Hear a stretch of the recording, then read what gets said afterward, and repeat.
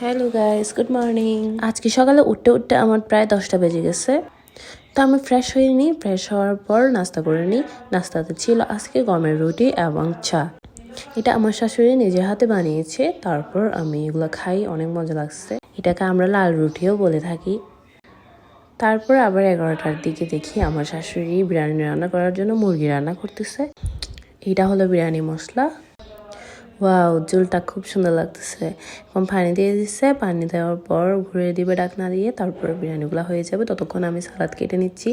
সালাদ কাটতে কাটতে বলে দিই যে আপনারা আমার ভিডিওটা ভালো লাগলে আমার চ্যানেলটি সাবস্ক্রাইব করবেন এবং লাইক কমেন্ট করে পাশে থাকবেন। তো এখন আমি মরিচ কাটছি, মরিচ কাটার পর পেঁয়াজ কাটছি, পেঁয়াজ কাটার পর তারপর শসা কাটছি। স্কিপ ক্যামেরায় আমি একটা টমেটো কেটেছিলাম। বিরিয়ানি খাচ্ছি, তাহলে সালাদ না খেলে কি হয়?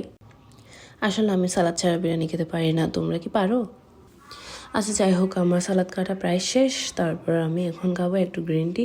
গ্রিন টির মধ্যে পাওয়ারফুল যে অ্যান্টিঅক্সিডেন্টটা আছে, তার কারণে আমাদের ফ্যাট বার্ন হয়, ডিরেক্টলি ওয়েট লসটা হেল্প করে। তাছাড়া ত্বকের যত্ন এটা খুব হেল্প করে।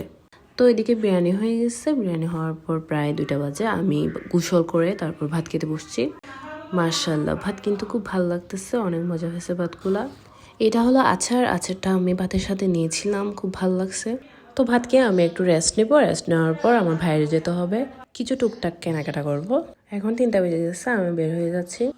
মার্কেটে গিয়ে আমি যা যা কেনাকাটা করার আছে সব কিনে নিয়ে আসছি। এখানে অনেক সুন্দর সুন্দর লেজ আছে, আমি আমার কাপড়ের জন্য নিছিলাম। তারপর আমি এখান থেকে একটা বার্গার নিছি। যেহেতু রমজান মাস চলে আসছে, তাই রমজানের জন্য টুকটাক সব কিছু কিনে ফেলছি। তো আমরা বাসায় আস্তে আস্তে প্রায় 6টা 30 হয়ে গেছে। বাসায় এসে আমি খেয়ে দিয়ে রেস্ট নিচ্ছি। এই ভিডিওটি এতটুক, দেখা হচ্ছে নেক্সট ভিডিওতে। ভালো থাকবে, টাটা।